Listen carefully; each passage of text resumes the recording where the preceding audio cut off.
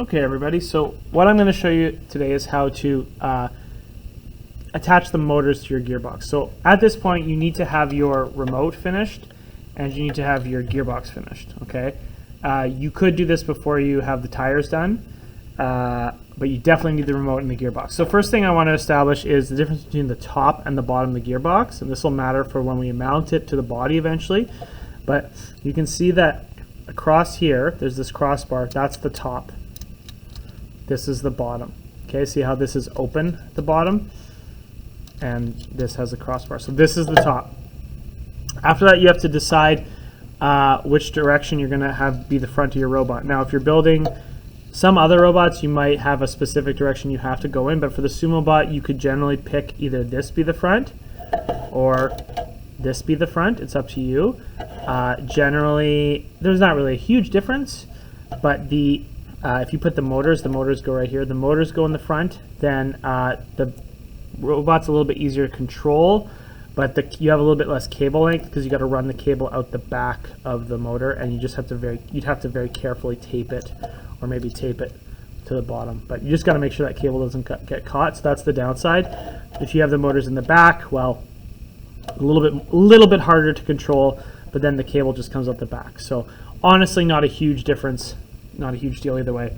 I'm going to go this way to being the top, and what I like to do is I take a marker and I write T on the top just so I don't forget, because people will forget, and then I put an arrow in the direction that I want the front to be in, and it's okay to draw on these. So I've decided this is going to be the front, this is going to be the back. So next thing I'm going to do is I'm going to go grab two motors, okay, and the motors that you'll have will probably have lots of old solder and gunk on them. That's okay. You want to get ones that have purple gears on them already. If they don't have purple gears, we'll attach purple gears later. Or sorry, if we don't have purple gears, you should get some and attach them, but you'll probably grab one that has the motors on them already, okay? Or sorry, the gears on them already. So we're going to put our motors in. So I'm going to put motor in. These are the contacts where the wires go, and they go on the outside. See how they go on the outside? And then this one's going to go in there, okay?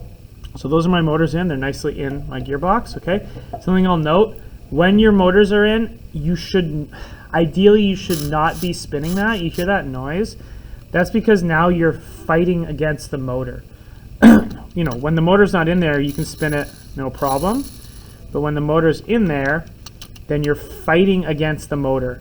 And that can damage the motor, so you should not really be spinning. You shouldn't be spinning this, okay? So I need to figure out which wire goes where. Now, I know, me personally, I know that red and white goes on the left, and blue and yellow goes on the right. But I don't remember what the orientation is after that. I can never remember. Kids always go, oh, you know, you're just not telling us. No, I swear, I don't remember. So we have to figure that out. So what we're going to do is we're going to get our remote. We're going to pop some batteries in. And we're going to test this. So I'm going to take my red and my white wire.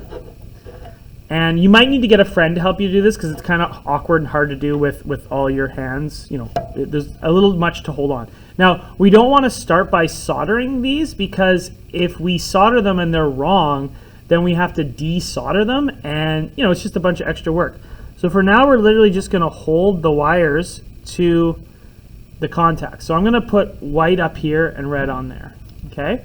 So once I have those wires held on, you can see it would be way easier if I had a friend to help me out right now. Then I'm going to push the button, and I'm going to push the button forward. And what you need to do, and you can just take your hand and do this, is you can, oops, yeah, see, now it's not working. It was working a second ago, there we go. So you just need to see, is the axle rolling forwards? It is rolling forwards. Okay, great, cool. So I know that this is the correct orientation. So what I'm going to do now is I'm going to, so I had white here and red there. So I'm going to pop this out.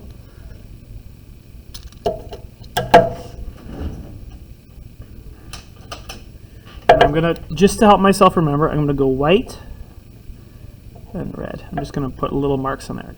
Now, you need to do the exact same thing for the blue and yellow one. So let's do the blue and yellow. Okay, so I'm going to do blue on top. Again, I'm just guessing. I think it's blue on top, yellow on the bottom. I don't know.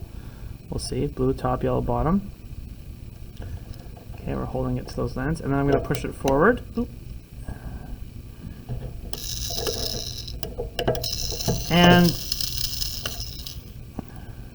I'm gonna purposely do this wrong, just so that you can see. So when I do this, if I push it forward, and I touch this, the axle is going in reverse. Attention, Keith Frary. Can you come to the office, please? Keith Frary. So when I push it forward, the axle is going in reverse. So if it's going reverse, that tells me it's wrong. So I need to swap my wires around. Okay, swap my wires around. So that's what you're doing. You're determining the orientation. Now you're probably saying to yourself, oh, well, Mr. Young, I can just copy what you just did. Well, this orientation will change. If you have this be your front, the orientation of the wires will change. It's still red and white on the left and blue and yellow on the right, but the order of the wires will change. And it also is affected by the gear ratio. So I think this is the B gear ratio, but if you have the C gear ratio, it'll also change it. So you can't just say, oh, I'll just do exactly what Mr. Young did. You got to actually test it for yourself. Okay, so we've tested it out.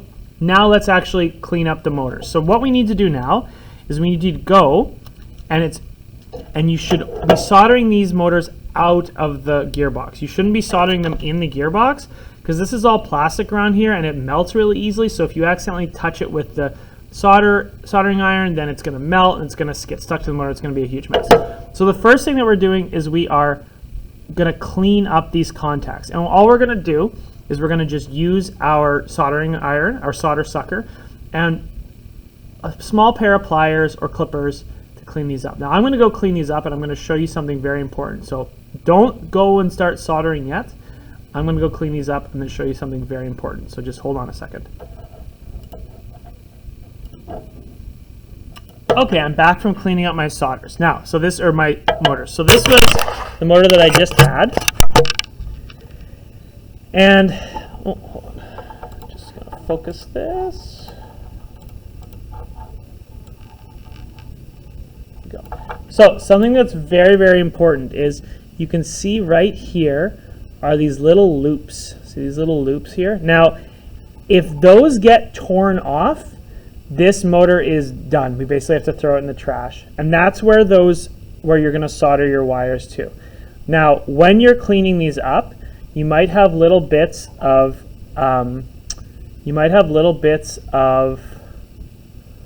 wire, like so you can see on this one, there's little bits of wire left over from the previous person using this. If that's the case, you should try to remove it, but these are pretty delicate.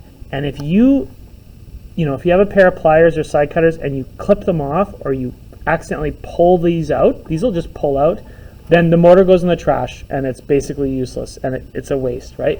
So what I'm saying is like this one here, I did my best to get it cleaned up, but you can still see that there's a bit of wire in here.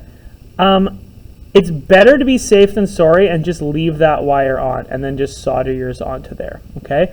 So all I'm saying is just when you're cleaning these up, be extremely careful. If you're nervous about it, or if you break it, it's not the end of the world. You're not going to fail the class. But I'm just saying, do your best to be careful. If you're really worried about it, come and ask me for help. Or if you have a friend who's really confident with their soldering, ask them for help. But cleaning that up is really, really important. So I've got those cleaned up. Now all I'm going to do is I'm going to solder my wires on. So I've labeled this already, so I'm just going to run those through the loop. Do my best to run this one through the loop. And if you can't run it through the loop, you can also just sort of wrap it around the thing. Okay, and then you're going to solder those on. You don't need a lot of solder. You shouldn't be doing huge globs like the motor from before. That was way too much solder, because what can happen is you can see that these plastic parts get melted. So you don't need a lot of solder, okay? So after those are soldered, then you can pop them into your remote. Mine aren't soldered, obviously, but let's just pretend they are. Pop them into your remote, and then your remote is soldered. Or sorry, your motors are soldered.